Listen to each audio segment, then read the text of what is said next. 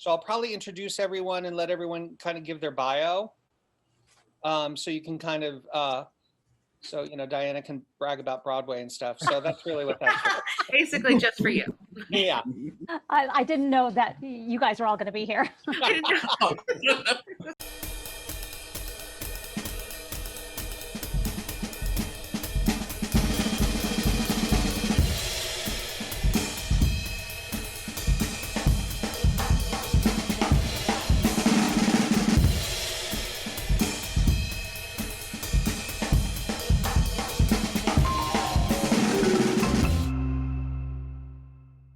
So for those of you who are listening who don't know me, my name's Marc Cherry. I was a New Kid 1979, and I ended up going into television. So that's where the industry I've worked in for the last 31 years. So today, with all my many friends and some of these panelists here I've known for a long time, some practically since they were born, I'm going to be talking to them specifically about knowing their varied resumes. I want to ask them questions about what it's like to perform at a theme park and what is the difference that they found working in that kind of environment as opposed to other places. I know that various people on this chat have worked on Broadway, in television, various things. And so I'm going to just be asking a question of everyone. And I'm going to start by, why doesn't everyone just introduce themselves and what it is you do for a living, and just give me the 1 minute answer. So Diana, I'm going to start with you, fellow New Kid member, 1979. Fellow New Kid member, 1979. I am currently performing in Frozen, well, pre-pandemic, and that's basically all. I have gone back to school to become a stage manager. Oh wow! And do you go by Diana Kavilis or Diana Kavilis Morris? At Disney, it's your legal name, but professionally, I go by Diana Kavilis. That's how I am in all unions. Okay, cool. Mm-hmm. And right below me, John Glaudini, who I have written songs with many years ago. John Glaudini, tell us about what you have done for Frozen and a little bit about your backstory. I am currently one of the 6 music producers at the park. For Disney Live Entertainment. So we handle a lot of things from the background music to, you know, the shows, the various shows. And one of my many shows that I am in charge of, one is Frozen. So I'm the music director for Frozen, and I helped get it on stage and conducted the orchestra and did all that stuff. So. And many years ago, how did you become connected? What year did you become connected with the YAs? I was a last minute replacement for a tour in 1983. It was a Broadway tour. We went everywhere but Broadway. So yeah, actually we were supposed to play New York and we got snowed out. So, but anyways, so I came in, I think maybe 2 weeks. Mark Henson was supposed to go on the tour, and through Renee Bondi, that's how I got involved. So yeah, and I went on the road. Did you meet anyone special on that tour? Yes, I met my wife. Yes, okay. Yes, of 33 years. 33 married. Years later. Congratulations on that. Yeah. So I'm going to also go now to Reggie Burrell, who's right below you on my particular screen. Reggie, tell us, one, what year you got into the group, and give the kids and everyone listening a little taste of your resume. All right. I got in the group, I want to say 1976. Yes. New Kid, and a little bit about my resume. After leaving Young Americans, I recorded an album. Mind you, not a CD, an album. So this is way back when, called Victim of Emotion.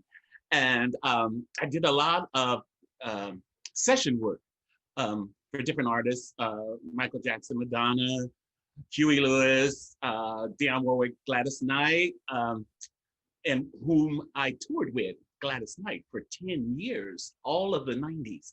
And I am currently in the cast of Frozen, on furlough, but as it stands. Yeah, great. And now I'm going to introduce someone who I've known since she was a baby, Dani Carey St. Germain. I'll give the whole name. I figure that's the safest thing to do, Dani. That works. Yeah. Okay, so do me a favor. I'm going to make you do a little extra thing. Tell me the years your parents were new kids, and then tell me the year you were a new kid, and then a little bit about your resume. Okay, great. So my dad was a new kid in 1964. Group started in 62. Yeah. And he was new kid in 1964, and he stayed with the group for a very long time. He conducted the orchestra, and we used to have an orchestra when we toured. He was a company manager. Is that right?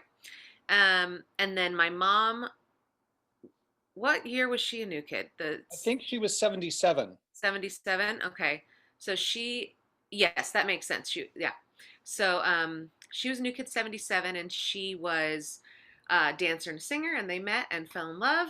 And then I joined the Young Americans when I was 17, which was 2004. And I was in the group for 5 years and did 4 outreach tours, and I was at Boyne for 2 summers, which was great. And then since then, I went and got my college degree in psychology, because, why not? And then I started working for Disney, and I've been at Disney for 11 years, and I've gotten to do a lot of really awesome shows there. I've been very lucky. I've been full-time there with benefit, like health insurance and all that good stuff, for like 6 years, I want to say, maybe more than that. Now, are you just there as a performer? Yeah, I sing and dance and act and live my best life. Right. I mean, so I've gotten to open a lot of shows. I've, been put in, I've workshopped some shows, and I've obviously just like jumped into some shows. I jumped into Frozen, I think, after it had been open for 2 years or so. Oh, apparently Leaf Green is holding up a photo of you. Oh, yes. So that's me in a blonde wig. That was a show called The Mad Tea Party. And I'm definitely biased, but that was the highlight of my Disney career for sure. That was really fun. It was a live cover band, and we sang music like rock and roll, pop music, and it was Alice in Wonderland themed, but kind of a Tim Burton style. So basically you popped around to a lot of different shows within the park, and they put you Yes. different places. Yeah. Now- And I am obviously furloughed with everybody else, but I currently do 5 different shows in the park. So my role is I'm park swing 4 days a week. So I show up, and if somebody calls in sick, I go do that show. And if nobody calls in sick, I go, give somebody a break over here and give somebody a break over here. And I love it. It gives me great variety. And That sounds like a lot of tracks, and I know how much mental power that takes, so that's impressive. By the way, your dad conducted the orchestra for the first 45 I ever did, so aw, time I ever saw him. So McKenna, do I introduce you now? I know McKenna, but is your stage name McKenna Bisaha? I usually go for stage name McKenna Michael, but like Diana said, McKenna Bisaha at Disney. I know show business, so I know to ask about stage names. Yeah, So yeah. now, start with, since I performed with both your parents, tell everyone the years your parents were new kids, and then the year you got in. Okay, so I hope this is right. I think my dad was a new kid in 1980, and my mom was in 83. That is correct. You are correct. I actually knew the answer. I just wanted to see if you knew it. Yes, okay. And then I was a new kid in 2012. Oh, okay. Yeah, Yeah. 2012. And I did 3 tours and then 1 summer at Boyne. And then right after Boyne, I auditioned to be a parade dancer at Disneyland. So I started off as a dancer in the parades and a character performer. And then I moved into Red Car Newsboys and then into Frozen. Fantastic. Yeah. And for a little trivia there, My first, I've always told people my first job in show business was doing parades at Disneyland, summer of 1983, the Flights of Fantasy Parade. Yes. And the hottest summer in history up until the probably past couple of years. I played Stromboli on the Pinocchio float. And the reason that's of a little interest to me, I hated being in parades because we were on a split shift. So it was like the longest day. And many years later, the Disney Corporation, I did an overall deal with them as part of my contract with Desperate Housewives. And they gave me Walt Disney's old office in the old animation building. Wow. And I am the last person to have been in his office. It was occupied by many producers over the years. And they put me in as part of my deal. And the movie Saving Mr. Banks came out while I was in the office. And a lot of interest was renewed in Walt Disney's office. So I'm the last. Walt was the first one in the office. I was the last one. They've now turned it into a museum. That is So great. that's I grew up in the Disney Corporation's eyes a little bit. So it ended far better than it began. So I'm going to start with Diana in terms of your journey, because Diana, one of the most thrilling moments of my life is because you were an old friend at that point in 1989. I got to see you in New York doing the original production of A Chorus Line. You were the last Val on Broadway. So tell me some of the differences just off the top of your head of what it's like to work in a theater doing a Broadway show, and then what are the different responsibilities and different challenges when you go to like the theme park industry, and what are some of the things thrown at you in that industry, and what are the similarities if there are some? Sure. So I would say that it's honestly, it's a longer day. So if you're counting hours, it's definitely a longer day at Disney, but it's actually easier as far as your schedule is concerned. When you're in a Broadway show, you don't get to trade days. You don't get to give a day away, which you can do at Disney, which is really nice, to be honest. You know, especially people that do outside shows. I don't normally do outside shows from Disney, but some people do, you know, to kind of further their career in regional theater and maybe beyond that. And so it's great they can cover their days. You're in a Broadway show, that's your job. You do not get to do that. On the other hand, you get your entire day off until you have to sign in at 7:30, you know. And at Broadway, it's a half hour that you show up a half hour. What is it at Disney? It all depends on the show you're in. They can call us in. Hour 15. Hour 15.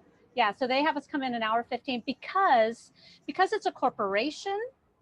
They have to kind of cover their tracks with us. So they have mandatory warm-ups for us, vocal and body, because if we're not warmed up, it's a liability. Now, on the other hand, you know, most of us are like, I'm an adult, I know how to warm up, and which is true. But, you know, when you're running a huge corporation like that, you can't take a chance. And honestly, it's not that big of a deal to come in that early. I always came in way over an hour earlier into any theater I was working, because I do like to warm up. I do like to kind of get it geared up to do what I'm doing.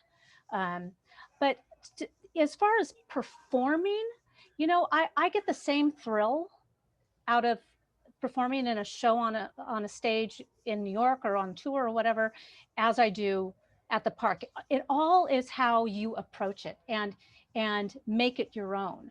But nothing can beat walking through that golden door at the Schubert Theater in Schubert Alley, Mark. Yep, it's there's something special about that. The first time I walked through that door, I thought I was going to vomit. I was like, oh, I'm in a Broadway show. My favorite show, too. But one of the things I think it's important for the kids to understand is that the basic disciplines are the same. Absolutely. Absolutely. You have to hone your craft. You have to be responsible. Even after shows, you know, here we do 3 shows, Frozen, and Frozen vocally, it's not horribly difficult, but it's not an easy peasy show. You need to warm up your voice, and therefore, guess what? You need to warm down your voice. You know, little things like that. You need to warm down your body. You can't just, you know, go get your donut, you know, somewhere, and well, you don't want to get a donut anyway.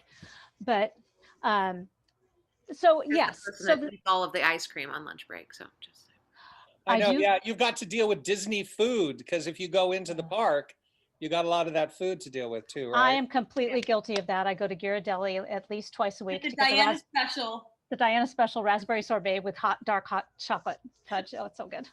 Now, I have a question, Reggie. You've sung in so many different places. For you, singing at Disney, doing the 3 shows a week, how does that fit on your voice? What are the, is it harder than normal or is it about the same? Do you just pace yourself differently? What's the effect on your singing? Well, vocally at Disney, I'm singing baritone, and I am a first tenor.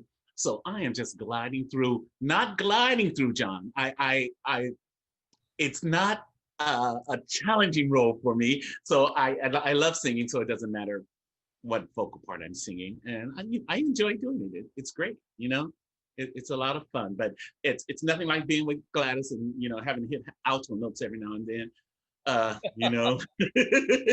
Now, interestingly enough, so because also one of the benefits of talking to people who are my age, because I know that my singing voice has lowered over the years. Do you feel your voice has gotten a little darker in tone?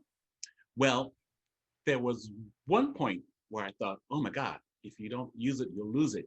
And then I joined the men's chorus at my church, and where I was singing first tenor, and oh yeah, I still have it. Thank you, Lord. Oh, good, it came back. So I still have my range, but I do love my lower register, and I love singing in it. There's the warmth and the, different songs I get to sing. It's. Now, here's a question that just occurred to me. I wouldn't have thought of it before this conversation, but I remember you and Young Americans singing all sorts of, some, take me home, walk 'em up kind of things where you're just going off. When you're singing a show like Frozen, which is based on a movie, and the Disney Corporation is probably trying to replicate as much of that experience for the audience as possible, do you feel more hemmed in terms of what's required of you vocally? Or is it just a different thing and you just go with the I'm hitting this note or whatever? There's not as much chance to show off personal style, I'm thinking, but I ask. No, that's a good point. And yes and no. They give you a little bit of leeway, but not a lot. You really need to stick to what's on the paper. You know what I mean? And they know different people have different kind of styles of singing. So even when they open their mouths, it's not exactly what you see on the paper is what you're hearing. But yeah, I tried to get by John on this one little thing, and he said, "Oh no, get back to that note on the paper." And I was, oh, okay, all right. That's one of the benefits I think of being in Young Americans is it teaches you how to be a good team member, because Yes. part of being in a choir, a choral sound, is giving over your own artistic identity to be a part of the the greater whole. John Glaudini, in terms of dealing with the people who come through the door, is it more challenging to get people to adhere to a vision of a Disney product that they've heard before, or are they excited to replicate that sound? What are the difficulties in terms of what you do and how you approach it? Well, Frozen is unique in that it's already a pop score. So it's kind of hard because anyone that is hired in Disney could sing circles around the score, just talent-wise. So what would happen if I let that happen, this line would start to expand. And so my job is just to rein it in. And I always tell the cast, you're enough. The fact that because every role is cast 6 times, every role has 6 different people playing the same role or more. That's enough. You don't need to outdo the other person with personal style. And so initially the people above me were very, very strict. I mean, we had meetings about metronome numbers and we had to be the movie. Since we went up, other versions of Frozen, they've had a little more leeway to reinvent, and but we were pretty restricted to the movie. But personally, I feel that I like to honor the composer, and because it's pop style, he wrote everything that Adina did, and it's there on the page, and so that's enough. And there's more room. Are the girls who are singing the part of Elsa, are they encouraged to adopt Adina's personal flourishes on it, or they can invest a little of their own thing? What's on the page is what they need to interpret. Okay. So there's really no, I mean, any kind of something that would be called a riff is already on the ink. There are places I give people a little leeway for me, if it's about the singer, that's the wrong way to go. If it's about the storytelling and the character, then you don't need to do all that. And that's the thing I always tell them is like, once it starts going outside of that, then you're showing off, then you're showing your personality and you're not that character. And I think it's already, it's already baked into the cake. So you don't need to, rewrite it. So Cool. I'm really strict about that. As a composer, people slave over which note to put in and the accompaniments and things like that. And so I really want to honor what they worked on. Now, McKenna, I would be fascinated to know, in terms of the training you had in Young Americans and the experience, tell me the stuff that the Young Americans absolutely prepared you for in terms of going out into the world to work. And what are some things that you weren't quite prepared for? Something that really prepared me for the professional world was just being super aware of what's going on around you. And, I have an example of when I was doing a show at Frozen, and I noticed that there was a costume set right next to me that wasn't mine and was someone else's who wasn't even in the show that day.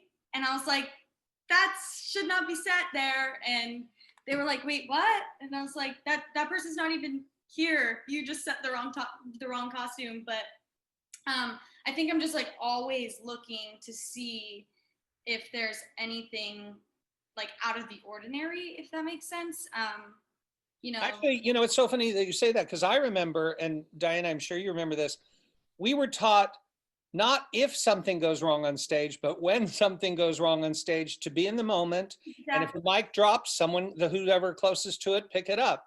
We were taught to think of on our feet. And in some professional shows, things run so smoothly that when something goes wrong, some performers aren't trained to deal with it. So that's the kind of your thing is, something's out of the ordinary. This could be a problem. You were in the moment to take care of that. I feel like that's my number one takeaway. And also just to like listen and like be attentive, like in any type of rehearsal setting. You never want to like miss something. And so, so in Young American, when I was a new kid, we would say 360, be 360. Look around, make sure everything is there. But, yeah. Now, Dani, in terms of like, you've been working there for quite a while. Mm-hmm. What is the favorite part of being in that corporate structure where everything's laid out? And what do you, if I can ask politely, what do you chafe at? What do you sometimes wish, that could be relaxed a little bit in standards? Do you have just trying to, in terms of giving the kids an honest appraisal of what it means to work at a place like Disney that has this kind of, attitude towards their shows and replicating characters from movies that millions have seen? What's great about it? And then sometimes what do you feel like you're not quite allowed to do?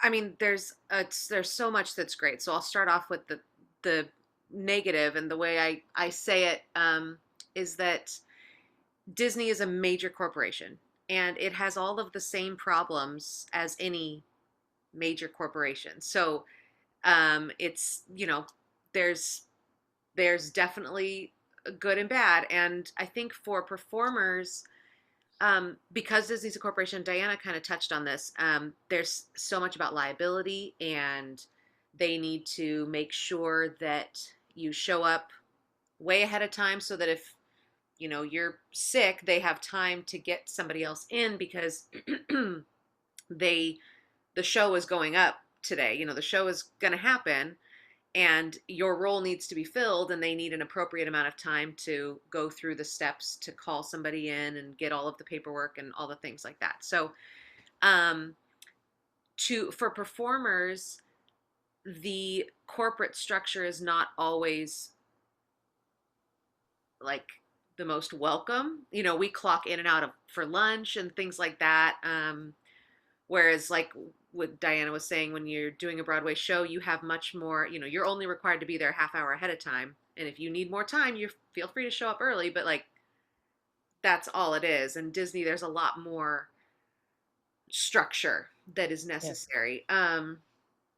The good stuff is because of that structure, because it is corporate, you do have the opportunity to make this a long career. I mean, I didn't really imagine that I'd be there for 11 years plus, but I have been, and I had my first baby while I was working there, and I got put on, once I, couldn't fit into my costumes, I was playing a character that has a name that couldn't be pregnant on stage. So, so once I was too pregnant looking to be her, then I was put on, we call it transitional. And so I got to just like work in the office, and I actually got to be right next to John Glaudini a couple days a week, helping to tape sheet music together or, do stuff like that. And I was still paid my same rate. I still had my health benefits. So like logistically, that's super awesome. Obviously the opportunities, I've gotten to do so many different types of shows. Like I said, the Mad Tea Party was my favorite thing, and I had never sung pop music before. So it was something I auditioned for thinking there's no chance I'm going to get this. And then I did. And it ended up changing my entire life. My husband and I now own an entertainment company where we have live bands that are created because of the relationships I made through Mad Tea Party. There's, I've gotten to do, one of my other favorite show was actually one that John created, which was Minnie's Fly Girls. And that was like the female, we finally got to be like the barbershop quartet type stuff. We got to sing that like that. And that was, I love. I'm actually reminded of the fact that in many ways, it's like Young Americans, because Young Americans, there's tons of tours and there's tons of, you're going to get a chance to do all sorts of dances or all sorts of different solos. And if you get into the corporate structure there, they have shows all over the park or different theme parks, across the country. So not only do you get the chance to perform different things, because as Diana knows, there are people who get into a Broadway show and they do the same 2.5 hours worth of material for 8 years straight. Yeah. Which can be a nice living if you're living in New York, but probably can be maddening in terms of artistic impulse. Well, I mean, there's that. Yes, that's definitely true. At Disney, one difference is, you're doing the same 2.5 hour show on Broadway once a night. And so, for example, we do Frozen 3 times a day. We do Disney Junior Dance Party 6 shows a day, and it's a half-hour show. So, and it's like it's a workout. It's a, we're singing some big notes, and we are literally jumping up and down. It's like we call it the baby rave, and so you have to be, your endurance has to be up. You definitely have to warm up for that show. And you have to keep it fresh every time. And you're doing the same exact thing 6 times a day. And like, there's definitely more vocal freedom in that show than there would be for Frozen. But you still do have to, you've got somebody watching you. You've got, we call them maintenance choreographers, and also the stage managers are watching every show. And if you're going too far kind of into your own thing, you'll get a note and be asked to pull it back and, keep to the script and keep to the notes on the page and all of that kind of stuff. And so you do have to find a way to keep it fresh. And there's a lot of people at Disney that really do only one show, and they stay in that one show for years, for however long that show is opened. And sometimes that's a very long time. Yeah, Aladdin. Golden Horseshoe, if I'm not mistaken, in the Golden Horseshoe review, the woman who originated it, she was in the park for something like 25 or 28 years or some ridiculously long time. Doing the same show. Same show. And she made, I think she is in the Guinness Book of World Records for the longest continuous performance of anyone. So that is the other good thing about a corporate park is there is always work. So if you can get along in that world. Dinah, is that the kind of stage managing you're going to look into as like a maintenance choreographer? Or are you going to go for even more the Broadway kind of stage managing?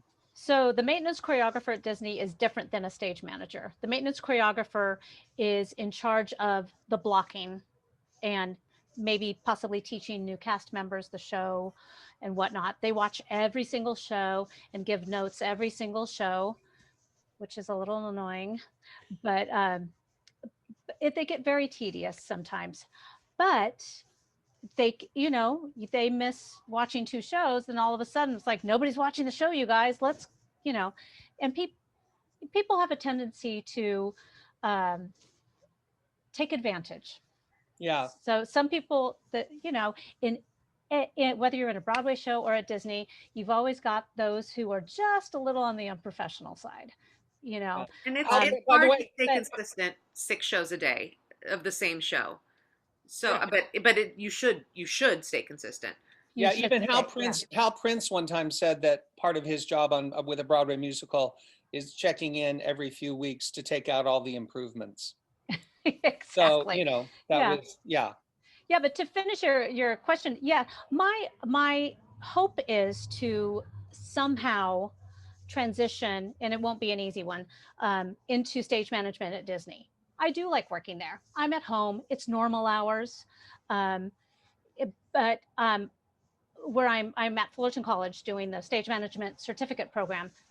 Once I graduate from that, and have called a bunch of shows once this pandemic's over, I can go to a Broadway show. I have many friends who are Broadway stage managers. Not that I would get a job, but I can certainly go and say, hey, can I follow you around for a month? Absolutely. And I know local, like Jill Gold would totally let me follow her around in the theater. And yeah, so I would love to do maybe some local regional. Not sure if I really want to tour anymore, but my goal is to transition into Disney and stage manage these cuckoo heads that are on this. Well, and the thing that I'm fascinated by this, because this is the talk that when you're talking to these young college students, because it's not a conversation they're prepared for, but when you earn your living as a dancer for 35, 40 years, at some point it's like, oh, my hips have told me I need to make a new choice. Oh, hello. So I've had 2 hip replacements. So, and let me give a piece of advice for those who are growing up into a Broadway world. One thing that I could have taken advantage of, but didn't know how to do it, was when I was a swing for a couple of different shows. I could have also been an ASM.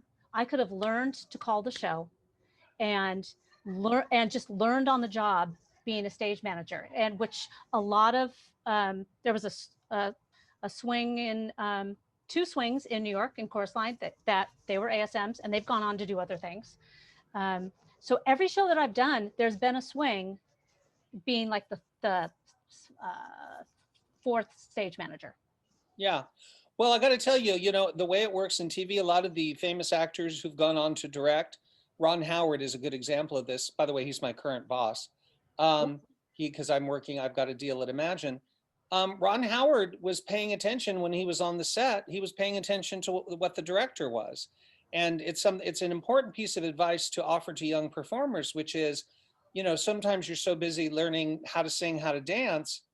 Remember that there are other jobs, very fulfilling jobs creatively, that you can also be paying attention to, because at some point there's going to be opportunities. And, Bill Brawley started out as a performer in the Young Americans, and Corky, was a performer too. And Milton saw in them, abilities where they stood back and saw the whole picture. Some performers are only focused on their own tiny little world. I think Young Americans does a great job of that, or at least when I was in the group, because we were in charge of costuming and props, and you're learning how to run cables. When you're on tour, there's cable crew, and you're loading a truck, and you're we're responsible for all those things. So like when you ask McKenna, what are some of the valuable things from Young Americans? I mean, I was head of costumes on a tour and I hated it. That was not my thing, but it did give me a appreciation. So now when I am out in the real world, I have mad respect for the people that do that well and or do it at all. Um, so I think the Young Americans was really valuable in that Yeah, way. and by the way, when you get to Definitely. be an executive producer, if you really want to do the job well, part of it is understanding how difficult it is to do those things and what questions to ask. You know, because also like John, basically when you guys are doing these shows, you're dealing with characters, you're dealing with stories. So you have to, you know, it's not only the costuming and all of that, but as you arrange songs for Disney characters, because I know that you get to do some original thinking of putting together these shows. One, was there anything you learned in Young Americans that helped you? And two, what's the trickiest part about your job? Because what you do with music is something that I can't do what you do at all. So I'm fascinated in terms of when you go to work, what are some of the fun challenges you get to encounter? Well, at the at the park at least, they have. I'm considered a music producer, so it means I wear many hats. Whereas someone might be a composer and that's what they do. Some might be a arranger, but I do musical direction, arranging, copy work. You know, I'm one of the people that go out and check the shows. You know, so there's a lot of stuff. So someone like me, um, who has dabbled in all of that, this is a good fit because I have written music and I have conducted, and I've done all these things. So working for Disney was, you know, it really scratched the itch for me, I guess, to be able to wear all the different hats. Um, as far as putting a project together, I mean, we talk about all the different compartments that you have to deal with, the costume and lighting and stuff, but we keep talking about corporation. There are many layers above all that. There are, you have to, your creative director that you have to, that she or he is in charge of, and then they have a boss, Imagineering, and then they have bosses, and they all contribute to it. So we do dog and ponies, I call them, where we have to, if we have an idea that we want to get into the pipeline, we have to go and do a song and dance and have to sell it and do it. And it could go for a long time. That's something I wanted to ask you, which is where do Dani, what was the name of your show, the Tea Party show? What was that called? Mad Tea Party. Mad Tea Party. Okay, something like Mad Tea Party. Where does the idea, do they just instruct you, we want some idea that's going to have an Alice in Wonderland theme, and then you have to create it? Or are you allowed to pitch ideas just on your own in terms of seeing a need or a clever idea that comes to you? How does it work creatively? It's a mixture of both. I think there's a lot of stuff that comes from the studio. Like I arranged last summer, I did the Lion King, and that was synergistic with the release of the live action Lion King. So that came from the studio. They said, we want to put something in the park for the summer. So let's, and then we also had to get the studio approval for whatever we decided to do. But so that was generated that way. Something like Minnie's Fly Girls, I think that came, I'm not exactly sure, but I think that came from the director just pitching an idea, because there are full-time directors that are on salary at the park, and we have a couple of writers, and so they just pitched that idea. I think your show, I think that came when they were releasing one of the Alice movies. That might have been the beginning, or they were trying to bring it. I don't know if it was at the beginning. I don't, yeah, because they closed right before the second one came out. The second. So it could have been that we need a nighttime something for the kids, for the younger people. Let's pitch ideas, and so they used their IP, which is vast, And so someone could have pitched that idea and then they went forward. So there are many, I think lots of different ways that it could come in, but it's always brand consciously, whatever it is, even Yeah. Minnie's Fly Girls, Minnie had to show up. You know, it was all part of the, the brand. I think my experience with Disney, correct me if I'm wrong, is back when, before Michael Eisner came, they would have shows like Showbiz Is, which was just a general variety show. And at some point when Michael Eisner came aboard, everything became about synergism. You know, like let's use the shows in the park to help promote our movies, or when the movies are out, people will want to see shows that, you know, have those characters in them. So that became, there was a change in the direction of the park, which I don't have an opinion on whether that's good or bad. I just know it didn't always used to be like that. Well, I think it's getting easier and easier as they own everything to be able to find stuff to do. As you know, they got Marvel now, they can do So it. many So they got things. Star Wars now is a whole totally different thing. So their paintbrush has expanded beyond, the cartoon characters. So it's, Yeah. it's definitely given many more creative avenues. And it's funny for me. So I did one parade there. I had one summer at Disneyland. That was the end of my relationship with them in terms of inside the park, 37 years ago. I was just wondering, Reggie, because I Yeah. know, Reggie, you're older than I am. In terms of performing at the park, what is it like performing with people who are so much younger? What are those relationships like vis-a-vis, when you were in the group where everyone was basically within 3 years of each other? What Mhm. are some of the challenges of performing with people of a different age, and what are some of the things you love about Careful, Reggie. Well, it? well, a couple of the things I love about it was, just one day standing at sound check, and you turn to your left, and you see Dani and McKenna, realizing you were there, when they were coming out the mother's womb, and I've known them all that time, and here I am on stage with them. It filled my heart with joy and pride. I mean, because they're so talented, and it was so exciting. And there is, for me, no negative connotation to it because I'm performing. So whether they're 12 or, it doesn't affect me. It's I love what I do, and I love what's around me. And so it's, it kind of gives you a little more extra energy too, knowing that you can keep up. You know what I mean?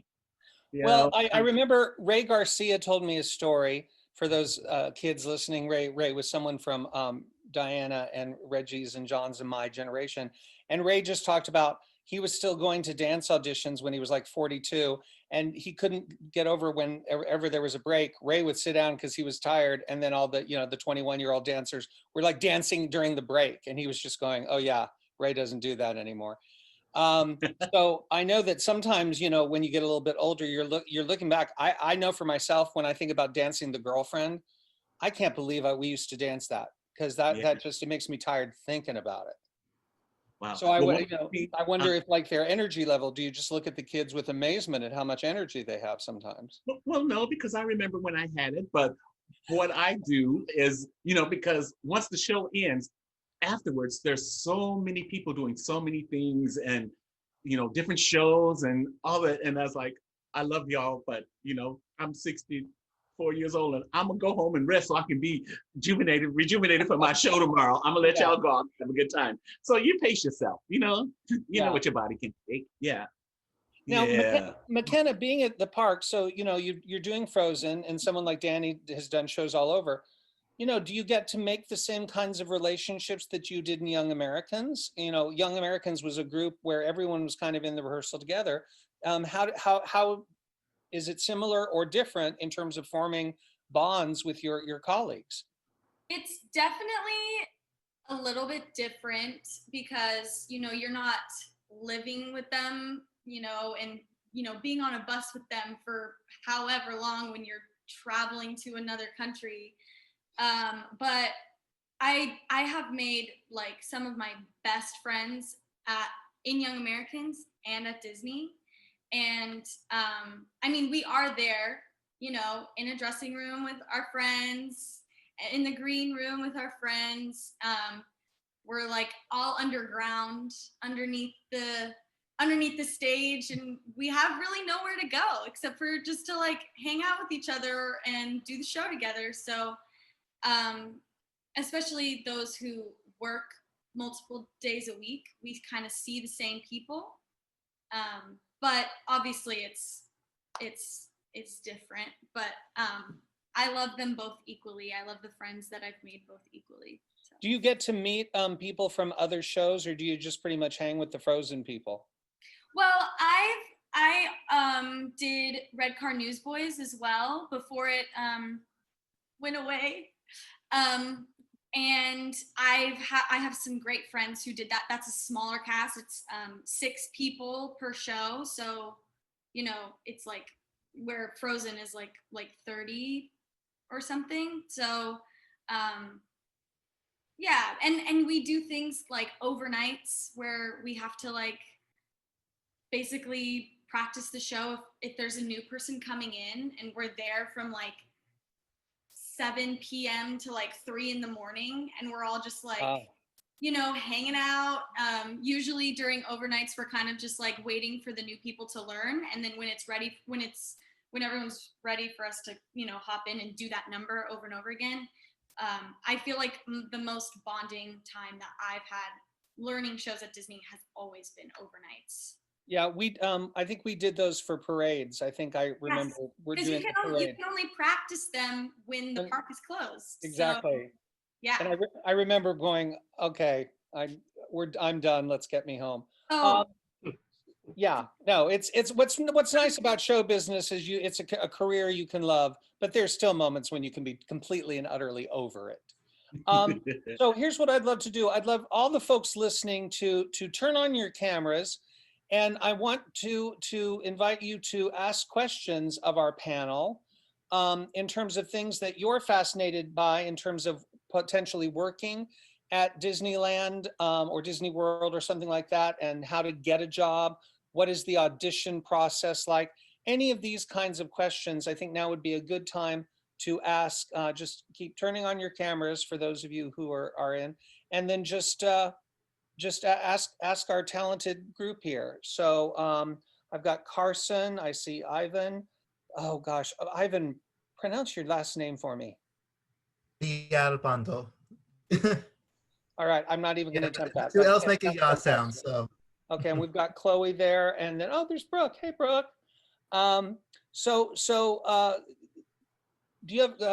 Do any of you guys have interest in at some point working at Disneyland or something? Okay, so Ivan, in this panel, this question goes to anyone in the panel. If Ivan wanted to work at the park, you know, what's the audition process like for any show? Like, do they have a regular audition that Ivan could show up at? It depends on what the show is. There's basically, for performers, there's basically just 2 different types of things. So there's parade performers, which also include, actually, I'm lying. There's a couple different kinds of things. There's parade performers, which include the characters you would see in the parade, and some dancers that do happen to be like on the ground for some shows. Like my first show was High School Musical, and there were union singers, and then there were also parade performers in the same show. And then there's face character auditions, which are also very different. Now, just taking a look at Ivan here, is there a face character in the park that's something that he might be able to fit? You know, or is there a part? Yeah, that's absolutely right. Primp up, Ivan. Yes. No. So, or is there a part he could play in Frozen just by looking at him? Well, Frozen's great because there's really no look that they're looking for. I mean, John, you can absolutely correct me if I'm wrong, but there's no ethnicity breakdown. There's no, you know, it's if you sing the part and you can dance the part and you can act the part, then you can be the part. Pretty much. So you know, the only thing I would say is it's a very expensive show. So there are some considerations of how many costumes they have ready to go and building new costumes. That, I mean, I hate to say it, that there are economic factors that weigh into, but they wouldn't put out a notice unless they know that they're able to, you know, fill that out. But that's, I mean, that's the reality of you know, a show that has 30 in the building every day and probably 100 plus in that know the show. Well, So Brooke, if Ivan fits the costume, he's got a better shot. No, I'm just saying that. No, I'm just saying that you know, when you come to an audition, like when, you know, you see yourself and go, oh, I'd be great for that role. Sometimes it's not the fact that we need that voice. It's the fact that we can't do it because we already have enough people, you know, because of economic reasons. You know what I'm Brooke saying? just posted in the comments that her and Diana do the same role. Oh, that's great. What's So- what part do you guys play in the show? Queen. Oh, Obviously. We play the queen. Yeah. okay. So you But guys die pretty early on, then, don't you? We're Yeah. so alike. Yes, we're exactly alike, you know. Same voice Just and a- everything. A foot apart, the singing, just exactly alike. John, my understanding, like you were saying, is that it's about availability. So I came in Yeah. for Frozen 7 times before I was cast. I was And, cast and then waited a year and a half to Yeah. actually get put into the Oh. show. Same here. Even better. I was cast. Yeah, I think I learned the show like 7 months. You and I were cast at the same time, Wow. and then they needed the My part that you play. They needed your role first, and then the roles I play weren't needed, or there wasn't the budget to make me costumes, or whatever the case was. I don't know, but it was like I got a call in October that I booked the show, and then I learned the show the following December. You know, the thing I like about that is it's an element of show business that you can learn in both the Young Americans and at Disney, which is stick-to-itiveness, which is you got to be patient and you show up and you make sure that they know you and you show up at your auditions and you're good. And even if they don't have a thing for you just yet, I've had people who I've cast in TV shows where they auditioned for something 2 years ago and I remember them. Well, I I auditioned for Jerome Robbins' Broadway, that show, out here, and I made it all the way to the end before going to New York to proceed with the workshop. So I got cut at the last audition here. There were something like 6 or 7 callbacks. It went on forever. Meanwhile, I ended up getting chorus line in New York. I moved to New York, and then they kept, once that show was up and running, the Jerome Robbins Broadway, they kept calling me in. They called me in for this singer track. They called me in for that dancer track. And this was a cast of about 40 people. It was a very large populated show. And I must have been called in 7 times. And finally they called me in again. And I've never done this. I've never done it since. Never did it before, never done it since. I said, you know what? You guys have called me in 7 times. Cynthia, the dance captain, she knows me. She knows what I can do. If I'm right for it, I'm right for it. If I'm not, I'm not. But I cannot come in and audition for you again. Got the job 2 days later. You know what? You Sometimes got to know your worth sometimes. Yeah, you See? got and so after 7 times, I think you're absolutely allowed to say that or do that. So I have a question. So for Carson, I see you there in the center and stuff. Have you ever had any thoughts of at some point performing with the Disney Corporation at Disneyland? I have many times, a lot. Have you auditioned for them? Not yet. No. Now, what is if Carson is waiting for the next opportunity for an audition, how often do they hold auditions at Disneyland? You can go on DisneyAuditions.com and it will, if you refresh that page every day, there'll be a new one posted. That's how I found out about all of the ones that I went to.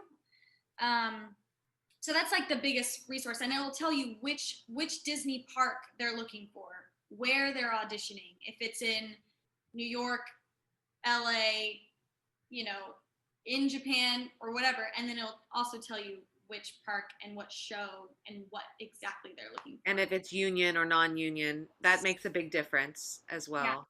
So here's a question. If Carson calls up and, you know, gets into an audition and they're asking for shows in Hong Kong or Japan, does by saying, hey, I'll perform anywhere you guys want me, is that helpful? Or do they tend to look at people more closely located with that region? I think that they're willing to kind of send you everywhere. My best friend has, she does like face characters in Tokyo, Japan, and she's from Southern California. So she just, you know, went to that audition and was like, yeah, I'm willing to go to Japan, absolutely. And they're like, okay, great. And, you know, they put them up there, and, you know, they give them their own housing and stuff like that. So I would say, like, yeah, if you're willing to go anywhere. Yeah. Now I'm gonna ask a question, and it may be a little politically incorrect, but I ask it because I don't know the answer to it. In Japan, when they do face characters, do they still import people from America so that the characters look exactly like the Japanese people saw it? Yes. Okay. For It's the because most part, yeah. yeah, I was fascinated if the Japanese people wanted the Japanese version of that, or if they want to see the character they knew. I think for the most part, and anybody can correct me if I'm wrong, face characters like that, if you use the word face character, then Disney wants that branded to look like the cartoon as much as possible. And they have all kinds of crazy criteria. You asked about auditions earlier, and the face character audition I went to a couple times, and they stand you all in a line, and they go one by one, and they come right up to your face, and then they'll ask you, what's your name?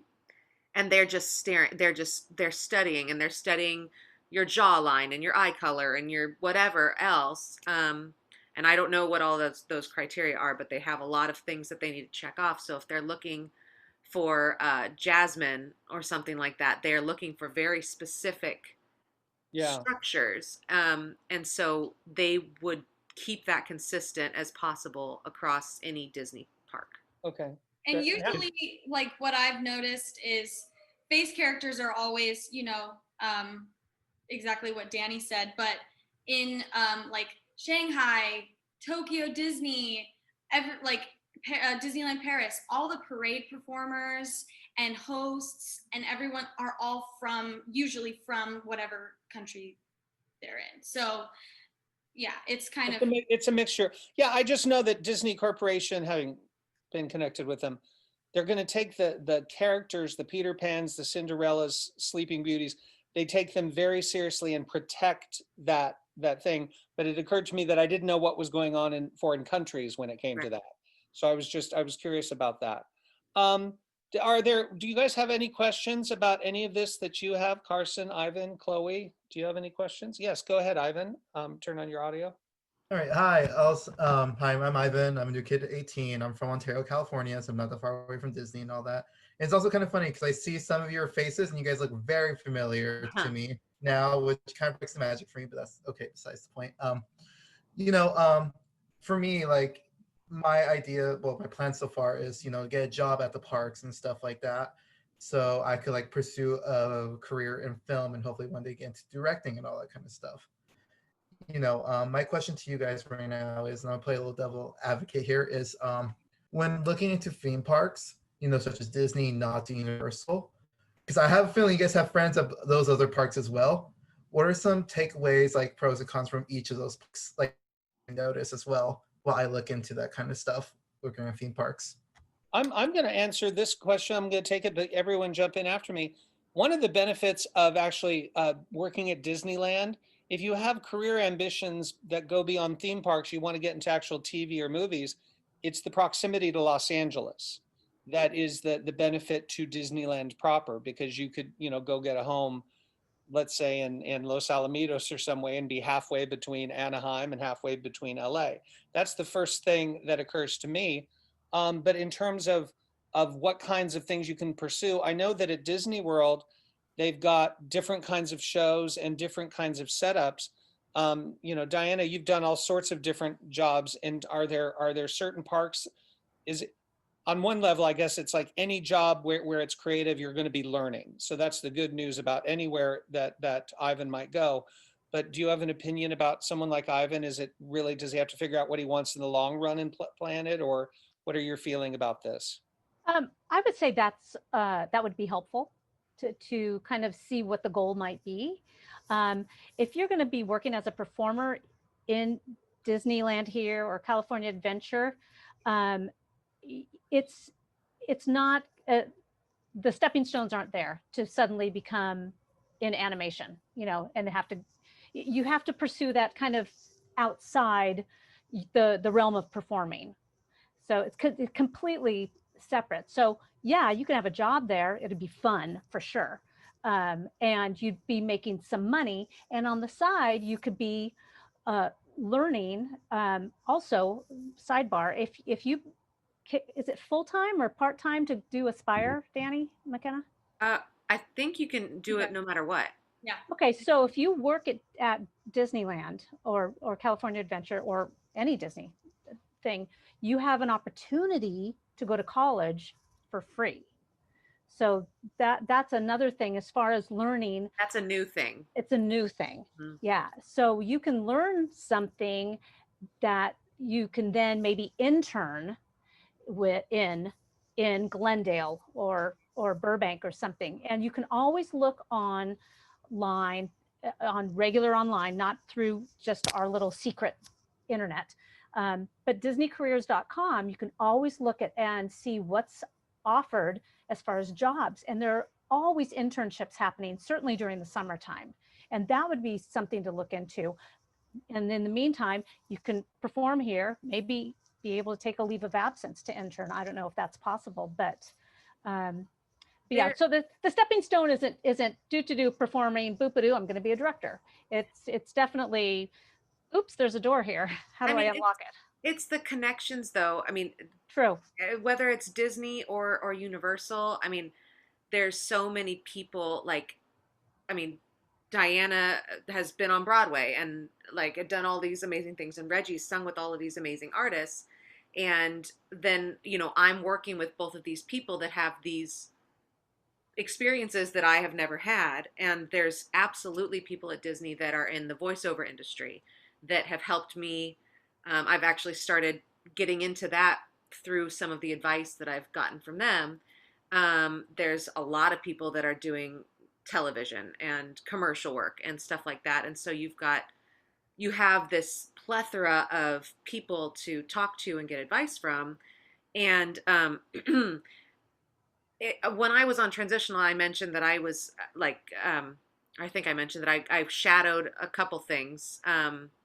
I shadowed some stage managers. I shadowed a director on a special event and stuff like that. So I could have done more of that. And I think that you don't even have to be on transitional to no, you don't have to request that. Yeah. So you do have opportunities while you're working as a performer to learn about things, like whether or not that leads, like it's an actual stepping stone, maybe not, but you certainly have the opportunity to learn from your fellow performers or from a director. You want to talk to them, like you can set up a meeting with a director if they have time. I think that most of them would really love to talk to you about that. The way it works for me in television is I'll have someone who starts out as a gopher. They go get the writer's lunch. And you meet people and you start to get to know them. And every once in a while you go, oh, this kid's smart. Mm-hmm. Let's give him an opportunity. And I think that's one of the things that the best way you can help your career is when you show up and you take it seriously and you pay attention. If you have a brain, if you have a creative mind, and if you're responsible and respectful, like all of those things mattered. How seriously you take the job matters, because people above you are going to notice things whether you're trying to send those signals out or not. And I think that showing up and being a good employee and someone who takes it seriously and is respectful and you get along with you. I think if you respect people, you tend to get along with them. That's my personal opinion. But those kinds of things will open the doors Diana is talking about. Suddenly a door opens up and they'll go, that kid over there is good. Let's give him an opportunity, or her, as the case may be. Yeah, and you always have to remember that to better yourself, you have to remember that there's always someone better than you are. There's always somebody who could sing better than you, dance better than you, direct better than you. So you have to constantly teach yourself something new to catch up with those people, and they're doing the same thing. And it just you just have to always be working hard, and don't burn bridges, you know, and because people remember. I know people in the Broadway industry, and we've had discussions where, well, I'll never hire him because he da da da da da. You know, you just kind of be your best in everything, including your behavior. And the more you learn, the more you reach out to learn, the further you'll get to wherever you want to go.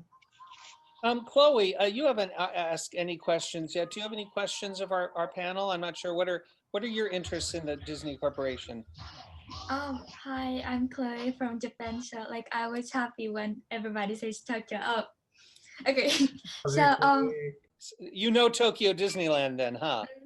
I only went to Tokyo Disneyland, only not California one. I hope I did, but so my question was like, it's so general, like not related to Disney maybe, but like I'm always wondering like what are the mindset that you can have when you perform in front of people, because I get really nervous when I do that, but I was not. So well, that's an interesting question about nerves and your relationship with the audience, because I think that for a lot of performers, they have a relationship with the audience and attitudes about them. Reggie, in terms of, because you do 3 shows, if you do 3 shows a day, you know, I would imagine that different audiences at different times of the day behave differently. Is your performance locked in stone? Does the audience inform what you're doing? How do you approach the audience, and how do you control? Do you still, after all these years, do you get nervous? You know, you get a little butterflies, but that's just the energy and the excitement of getting ready to go on and perform. And as far as the audience's different variables and how they respond to you affects what you do. So if you have a very responsive audience, of course, you know, it energizes you. So it just gives a little more zest to what you're doing. Yeah.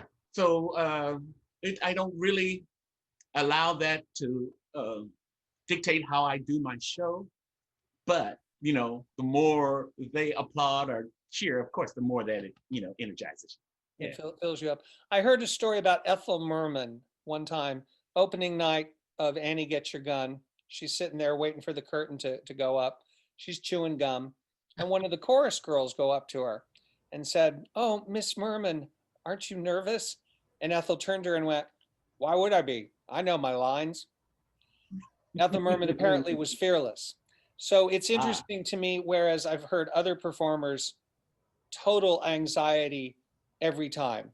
And it almost becomes a part of their process, which is that anxiety is what fuels the energy to go out there.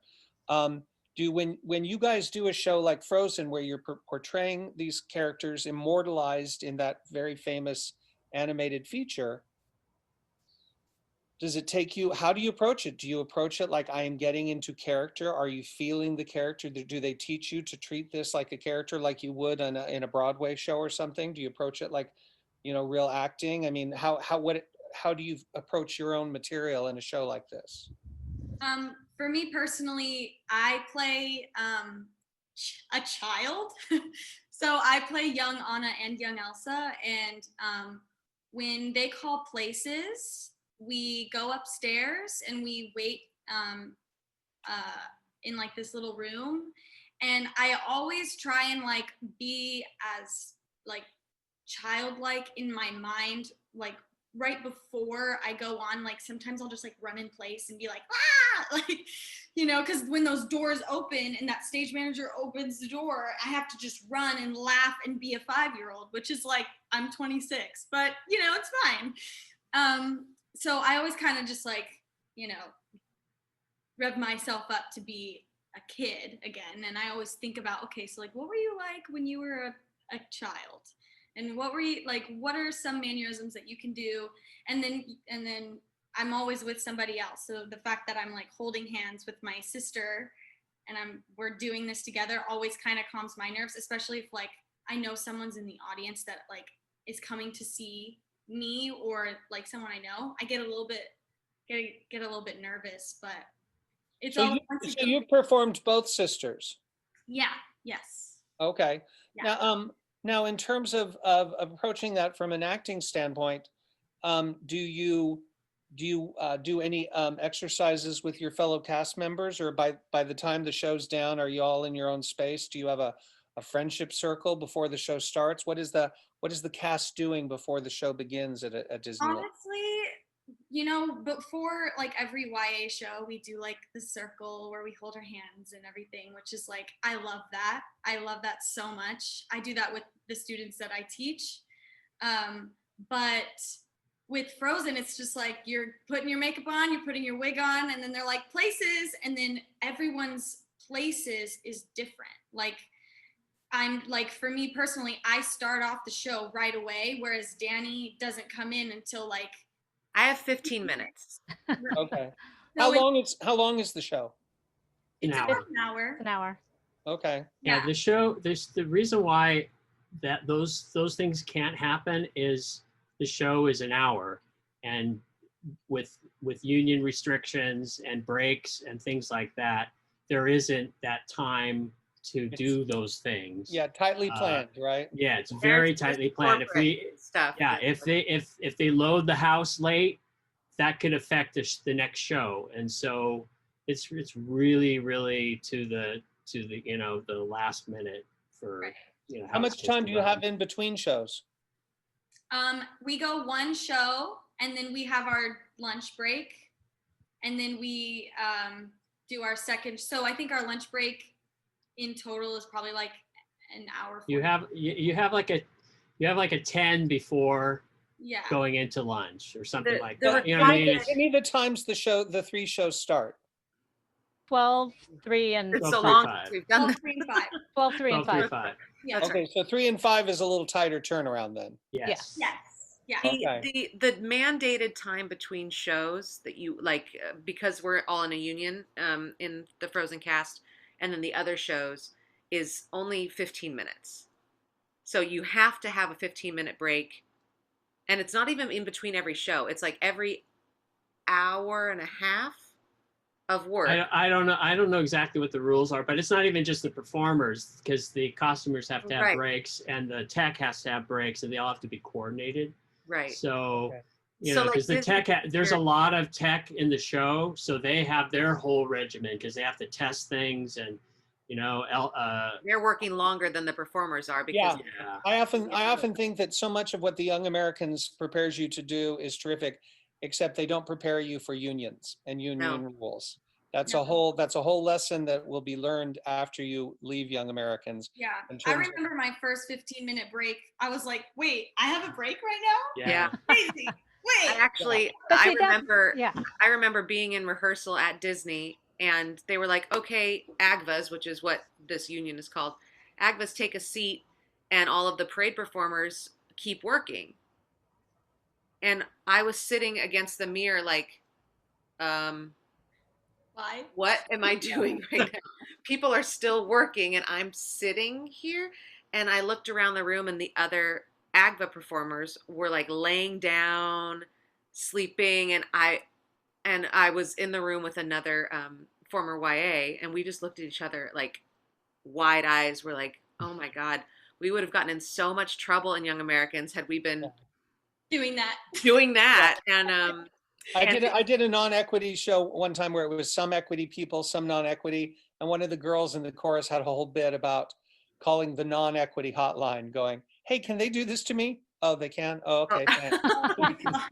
oh, You right. know, So yeah, and we have a lot of union rules in terms of putting together a TV show. Yeah. So by the way, which have intensified threefold now that I'm about to start producing a TV show under Corona restrictions. Oh, So shit. everything that I'm doing has now gotten much more complicated. So I can imagine that when you guys go back to this, that there's going to be a whole series of changes that you guys are going to have to deal with. I wanted to look at the kids on the thing. Are there any other things that we haven't covered here? Things that you've just always wanted to ask in terms of, music and dance or this? Any other things come to your mind? Ivan, go ahead. All right. The first two questions were super short. Just the first one's just a quick yes or no. Do you guys miss the Aladdin show that used to be there? Yes. Yes. I was in it. Yes. I was in it. Oh my god. Okay. Yeah. Second question.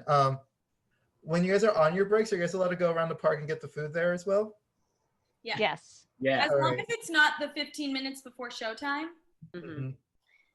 you have to be back in the building before 15 minutes of the show. And you- to and you clarify, can't- oh, go ahead. Oh, sorry. Go ahead. You can go get the food. You can't go on rides. No, no rides. Oh, are No, you right. serious? Yeah, go on no a- rides because a ride can break down, and this actually has happened.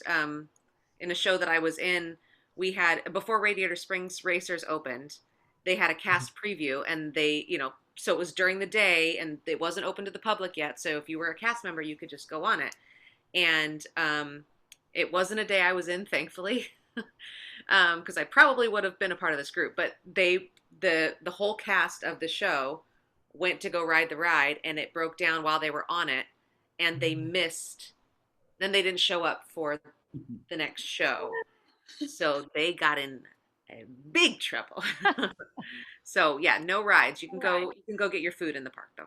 All right. And the last question, and this is gonna be a little bit of a long one, is when we're talking about like unions and stuff like that, like for me, like when I do start auditioning stuff like that for Disney, obviously I won't have a union and stuff like that. How long is that process like to get unified with Disney within the theme parks and all that kind of stuff? That's a good question. I'd like to know the answer to that. How did you guys get in the unions for working? You with- get the job. You audition Yeah. for the union Yeah. show. Yeah. It's you the, To get it's the the same with job, you getting, have to join the job. Yeah. join the Yeah. union. and it's the same with like, getting your equity card. Yeah. You have to get an equity show to get your equity card. So Ivan, if he's refreshing, according to McKenna, if he's refreshing the Disney Audition website, Yeah. that will tell Ivan what shows are Union and not. union Yeah. and It'll not. say it. Yeah, So- it says so if, like- show is protected under AGVA. Yeah, it won't Okay. say like non-union work. It would just say like Paint the Night Parade audition.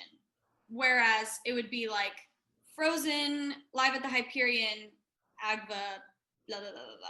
That's how it'll kind So of. Ivan, so when they finally bring back the Aladdin show and it says AGVA, that's when Ivan shows up to go get audition for his equity card, right? Or his Or union. AGVA card. AGVA, Yeah. And AGVA I- is it's Guild of Variety Artists. Is it American Guild or what does the A stand for? American. American Guild of Variety Artists. They And do you guys represent ever have, the do you guys Rockettes. ever have Actors Equity there, or is it just AGVA for the park? Just AGVA. No, but Equity is at Disney World. Disney World is equity. Yeah. Okay. Yeah. Yeah, I got I my think- I got my equity card doing Children's Theater at the La Jolla Playhouse, and never did another equity show because I became a writer. So Oh. but I still keep my membership dues paid. I still just do that because you never know. You never know. You never know. I was going to say at Disney, I think it's changed a bit in that the auditions are more general with the casting director. Like they may have a call for several shows. Oh, So right. I don't know if they're doing that as specific to say a Frozen call, and then the casting kind of places you. Oh, we have a spot for this show, or we know what's But going over there. it would be an AGVA call for. Yeah, it would be an separate shows. It AGVA wouldn't call. Be like Yeah. A parade or AGVA.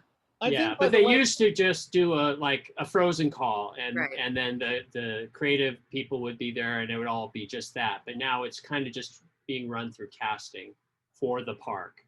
And by the way, one of the smart things any young person who wants to work with the Disney or corporation can do is make sure you're watching their movies. Get to know the characters, get to know what's out there. Because, if there's another part that comes up, Ivan, that looks exactly like you go, make sure you show up when they start auditioning for that show. Because, that's something that they could think of, so I can certainly see why you'd want the Aladdin show to be back. Because you look exactly like Aladdin. So that would be the first show I'd put you in. That's what my parents said when my hair was longer than this. That's what my parents would always tell me to go for Aladdin. It's really- One thing I wanted to say about auditioning, because I've been behind the table quite a bit, and I do think that it's really important that you, and it's like Young Americans, that you bring a little bit of yourself and don't preconceive of what that character is. You should be informed, but I know a lot of people will come in doing shtick or doing something that they think the people behind the table want, and the director will say, strip it all away. I don't want to see any of that stuff. Just sing, you do your thing. Because a lot of the things in the shows that they do, you're like 4 feet away from people. Right. So, and you're being a performer, a singer, a lot of shows that you're not necessarily, Frozen is like a Broadway show, but some of the other ones, you're a performer and you're singing, and you have to have that kind of energy, just like the Young Americans. And so it's really important that you don't discard who you are and you bring that into the audition. Right. And when these kids start going to these auditions, how big are the auditions? How many people show up for these things? Lots. Yeah, usually Lots. a lot. So many. I Yeah. think, Frozen, when it first came out, I think there was Yeah, I went to the third hundreds, audition. whatever. It was crazy. They had like the line wrapped around the building a couple times. Yeah, Got it. yeah. That The was last two park-wide biannual calls. So they did those like John was saying they've done these calls for all the shows in the park. I was number 80 and it got up to 450. So it went around the building. Yeah. And now, so Diana, I'm going to talk to you like the old Broadway hoofer that you are. old, So yeah, I know, and I'm older than you, which really is sad. like by a year. By a year. So like when you go to these auditions, talk to me about the talent level of dancers that you see at an average Disney audition. Because my attitude is usually once you're like a seasoned performer, you go to these things, you go, 10% I'm kind of impressed by. But what, in terms of the talent showing up these days at Disney, what was it like? To be honest, I can only judge from the Frozen call because all these other shows that I've done at Disney over the past 11, 12 years have been singer auditions. So I haven't been in any dance auditions, except we had a small dance audition for Frozen. And those were singers who can dance. I definitely was the best one in the room. but I actually have no doubt that you were, quite frankly, because I know that you are at both. So I probably McKenna or Dani would be maybe better off answering the current dancer at Disney question better than I. Yeah, because I was going to say, because what my perception of the talent level was then and now, and I know how good Diana is because she did Cats and Joan Robbins Broadway and Chorus Line. In terms of being able to sing and dance, is the big thing you want to have on these shows a voice? Or do they care that much about dancing? Or are there certain shows where they really need the dancers? It totally depends on the show. And how do you feel about the talent level in terms of like, do you think it's cutthroat, or how do you think kids coming out of the Young Americans would fare, generally speaking? I think they'd fare well. Yeah, I mean, the well-roundedness I think serves you well. Agreed. We're because, like you said, our proximity to LA, and that being like such a hub for the dance industry, for certain shows that have been like hip hop shows that I've done, there's been some incredible dancers that have come down. 'Cause I mean, like mind blowing. They're doing the they're performing on the Grammys and then they show up to Disney every day. I mean, they're those kind of people. But again, that totally depends on the show. Like Mickey and the Magical Map, there are so many people in that show that are dancing in commercials and dancing for the Grammys and Laker Girls and oh right, yeah. There's like one of our girls in Frozen was a Clipper girl, a Laker girl, and a Rams girl. So the talent is we're close to LA. So if there's something attractive at Disney that these LA people want to come do, then they come on down and it's a great day job essentially. And then you can go do your night job. So as far as is singing or dancing more valuable, you can only it just really depends on the show. It's so dependent at Disneyland. Yeah. Okay. And it really is like what you said, Mark, earlier, that performing at Disney is kind of Young American-ish in that there's so many different shows that require this or that, and like Dani said, or you said, the being just well-rounded in your craft. I mean, if you're not a dancer at all, you know what? Go take some dance lessons. You will do better. For example, in Frozen, if you have 2 left feet, you might be perfect for, I'm going to just say the king. Sorry, Reggie. But if you might be perfect for the king, but if you absolutely cannot dance anything, because we do a waltz and the king is not king at that point, he's just a chorus member, you've got to be able to do a waltz. You just have to. Am I right, John? Yes, you do. I mean, Yeah. So I mean, so it would behoove you, no matter where your forte is, work on your weaknesses. Exactly. It's interesting. When I finally did book Frozen, because I auditioned 3 or 4 times before I was actually cast. And this last time I auditioned, I was cut. I came to the singer call and I was cut. I didn't get a call back. And then the next day I went to the dancer call and then I was kept, and then they sang me and then they cast me.